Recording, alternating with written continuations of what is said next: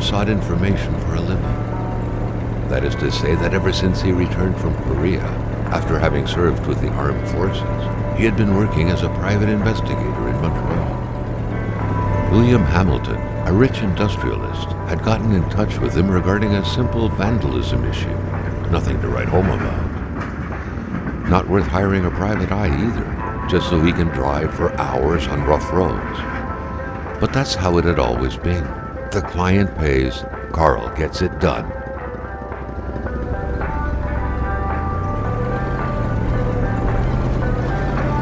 They had set up to meet at the general store, his client's business. Well, actually, the entire village had William Hamilton's name written all over it.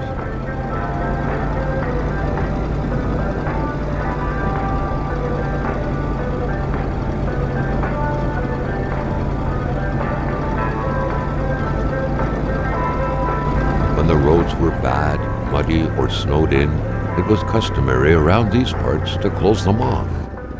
But it was also customary to ignore those signs entirely and drive there anyway.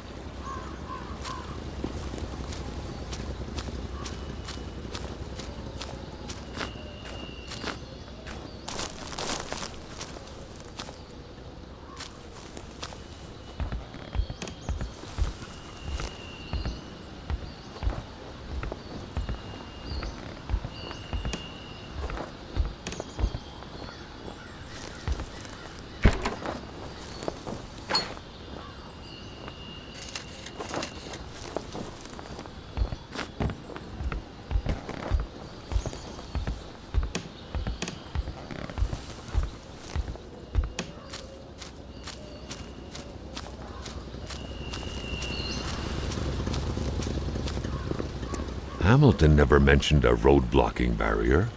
Why was it needed here in the back of beyond? That would, however, be a mystery for another day. Carl had waited long enough for someone to come and raise it. Hamilton is waiting for Carl in the general store. It was time for him to get down to business.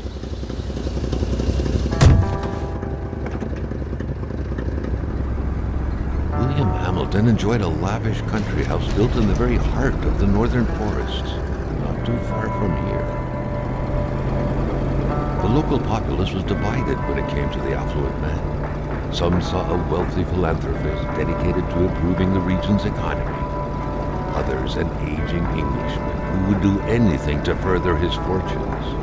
And those ones hated him enough to go on about scheming against him. Hamilton had recently acquired a few local businesses, but the last straw was the reopening of a mine, which gave rise to a wave of protests and threats from the Cree people. Given these circumstances, Carl reckoned that a good number of people must be feeling compelled to oppose Hamilton in one way or another. So far, only the industrialist's house had been a target, but soon enough, Carl thought, the target would become the man himself.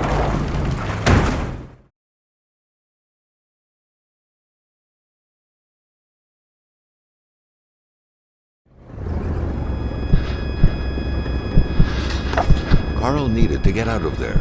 The cold and the pain required urgent care.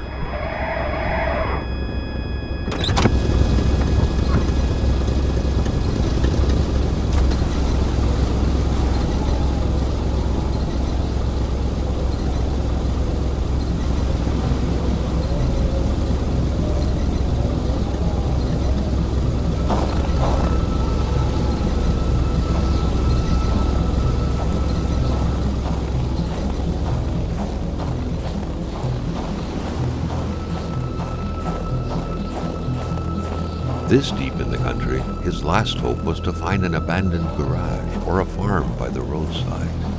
His life depended on it.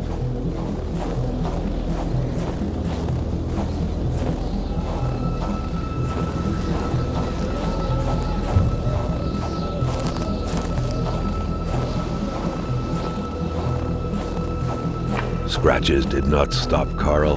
His mother would be so proud.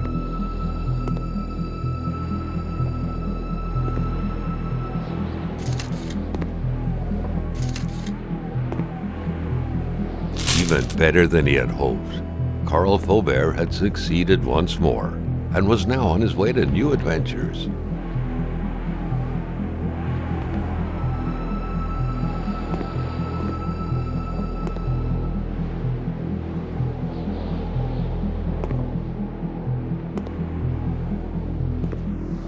It was so cold. Already Carl did not feel his toes anymore.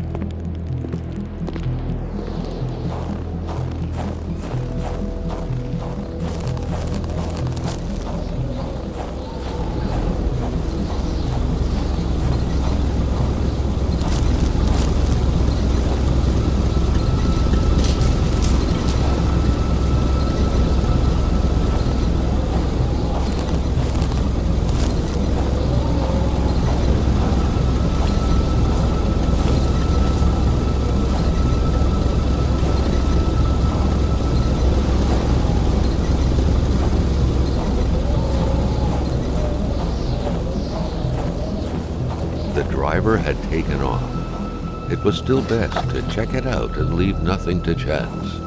Carl needed help.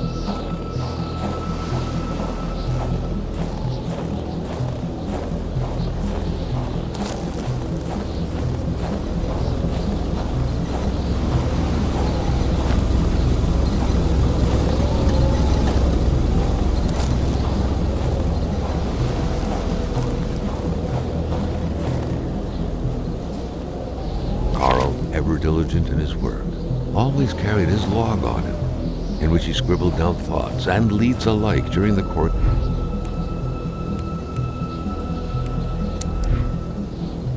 of his investigations.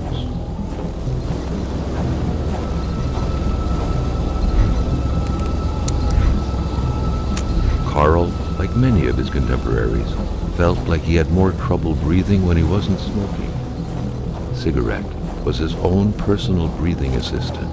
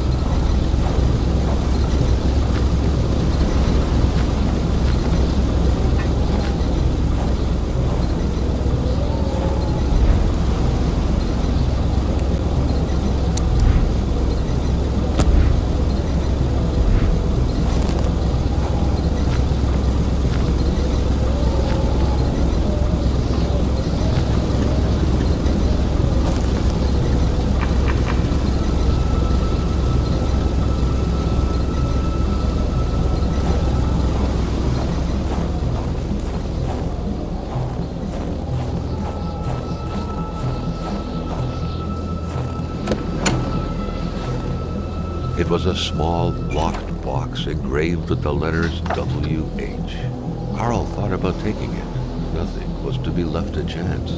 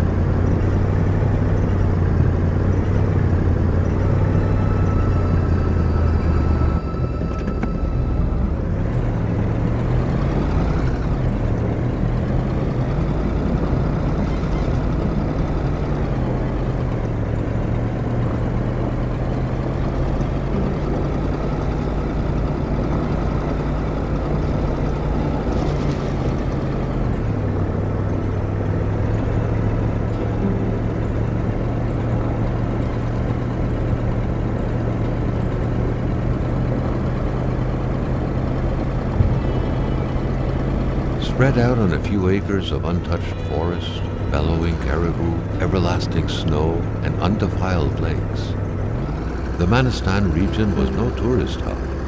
It was said to have been populated for millennia by Cree people, and ever since the industrial era, by the metal mining industry.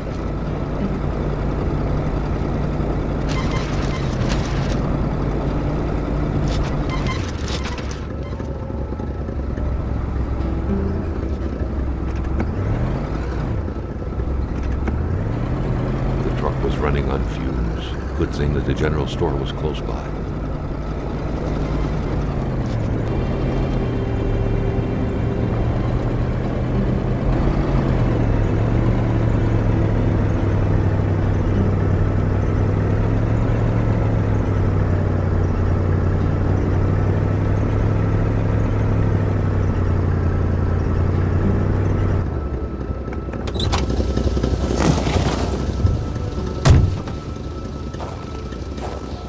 Wouldn't surrender their divine nectar so easily. In all likelihood, they had to be switched on from inside the store. The pumps wouldn't surrender their divine nectar so easily. In all likelihood, they had to be switched on from inside the store. Something fell to the bottom of the box.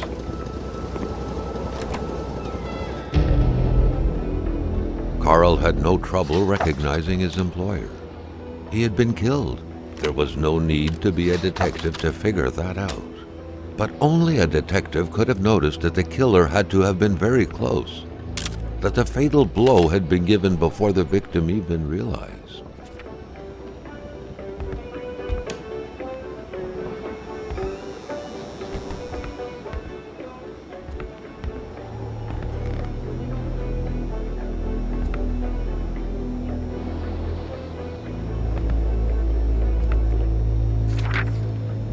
What could be inside that envelope? Carl was taken aback. He knew this address. It was said to be the address of the P.O. box for the Canadian Secret Service. Carl felt a chill down his spine and had a terrifying realization. If Hamilton was dead, then who was going to pay him?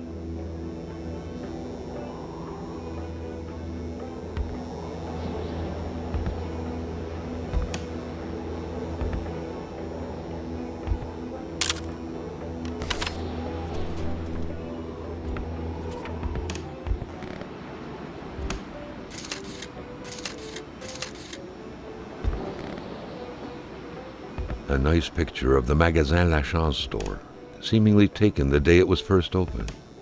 It feels frozen in time, from an era long forgotten.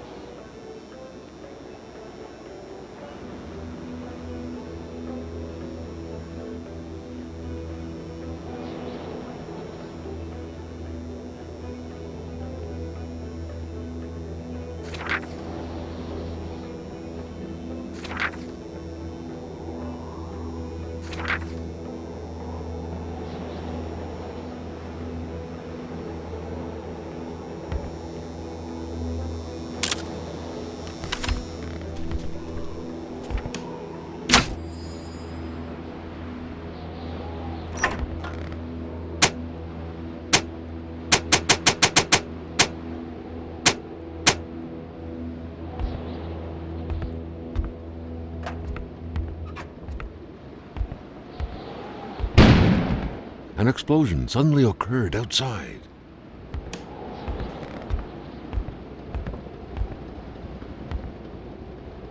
A radiator without power is as good as a wood stove without logs.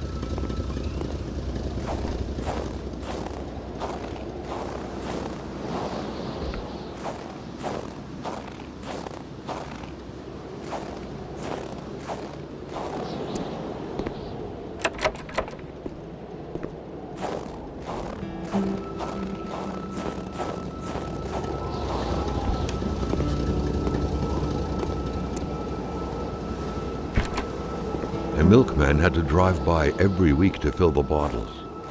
The fresh milk indicated a recent visit.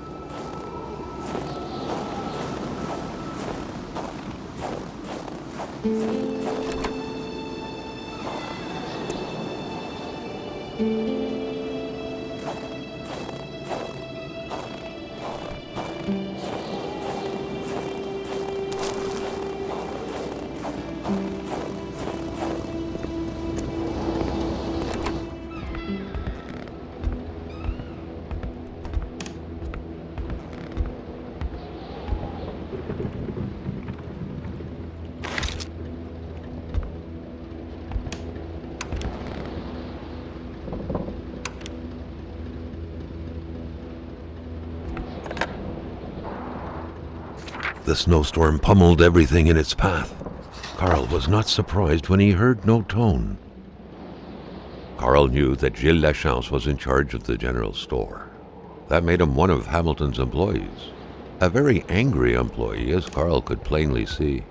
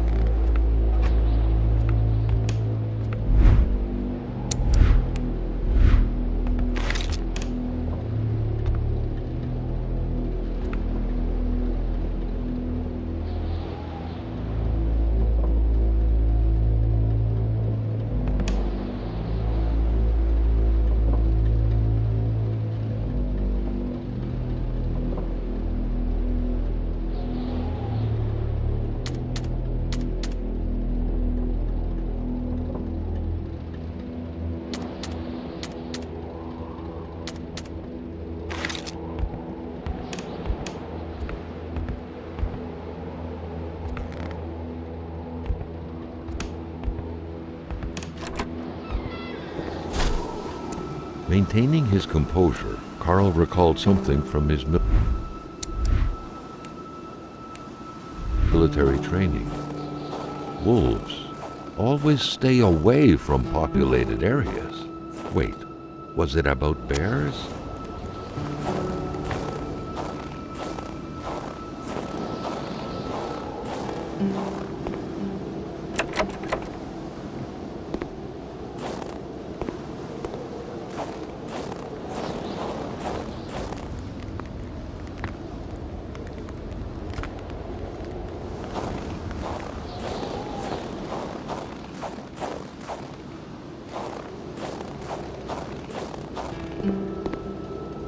Carl was no electrician, but he could identify a wiring problem when he saw one.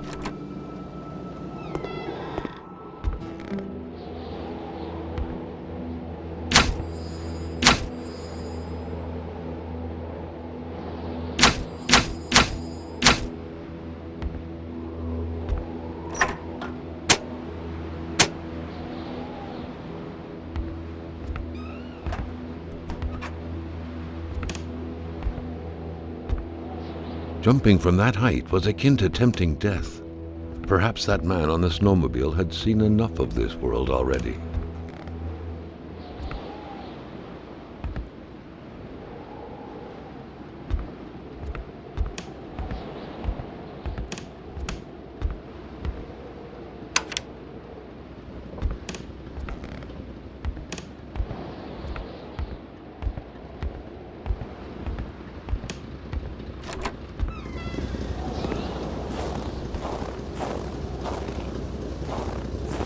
lamps wouldn't surrender their divine nectar so easily. In all likelihood, they had to be switched on from inside the store.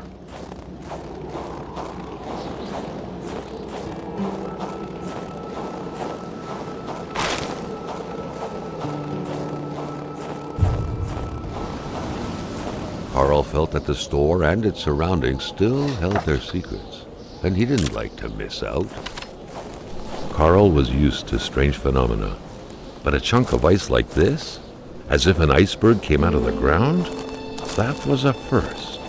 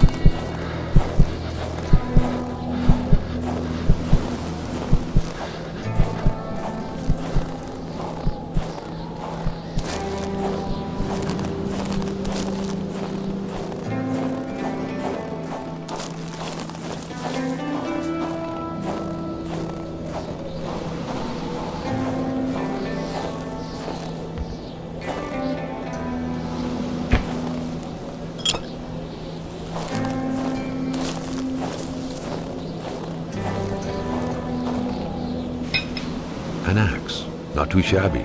Carl felt he needed to protect himself. It was a typical shack, just like the ones you hear about in Quebecois legends.